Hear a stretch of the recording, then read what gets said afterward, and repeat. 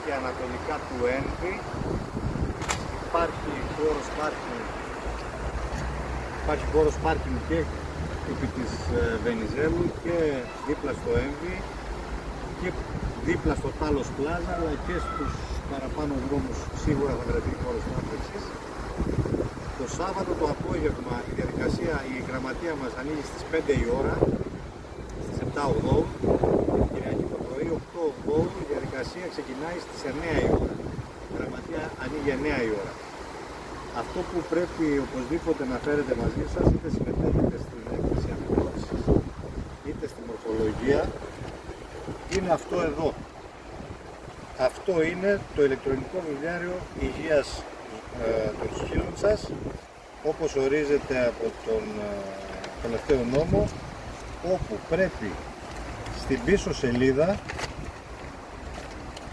να φαίνεται ο εμβολιασμός. Θα σας έχει δώσει ο κτηνίατρός σας το σχετικό αντίγραφο, όπου θα φαίνονται οι εμβολιασμοί, και φυσικά στο βιβλιάριο υγείας του σκύλου σας εννοείται τα στοιχεία του μικροτσίπ,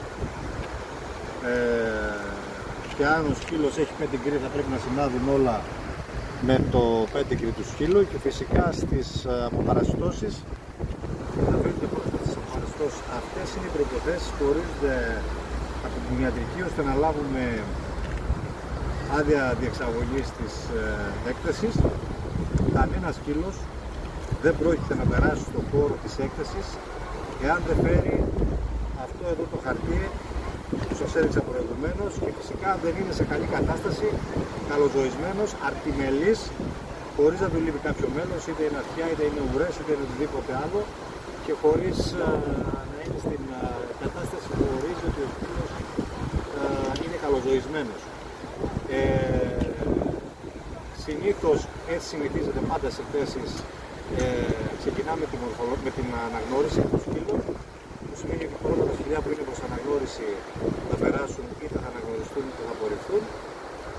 Αυτά τα σκυλιά που είναι προς ΒΕΑ 2 ή προς ΒΕΑ 3 θα πρέπει οπωσδήποτε να φέρουν μαζί τους και το αντίστοιχο χαρτί προς αναγνώριση με τον αριθμό βία που έχουν λάβει από το Κοινολογικό Όμιλο Ελλάδος, αφού έχουν δηλώσει τη γέννα του σκύλου τους. Πέρα τη γραμματεία, όλα τα υπόλοιπα τα φέρνουμε εμείς εδώ.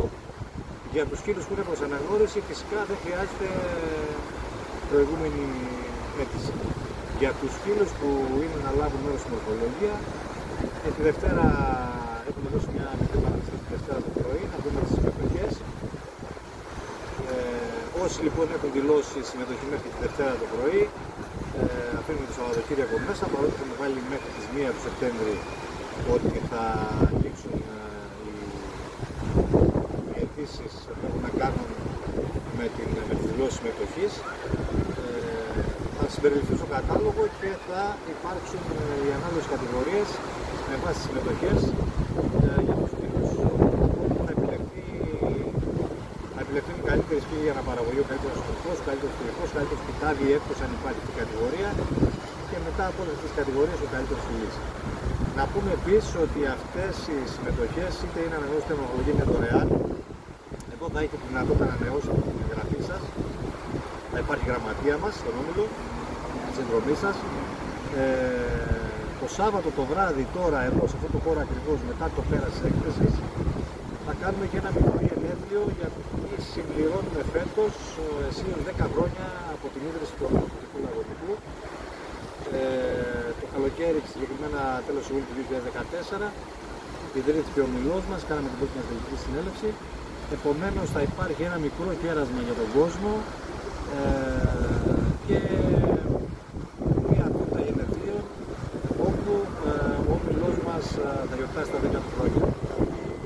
Τώρα την Κυριακή θα γίνει μια διαδικασία ακριβώς, χωρίς τη γιορτή, χωρίς τα γενέθλια, και θα γίνει και η πλήρωση, όπου θα πληρώσουμε πολύ όμορφα δώρα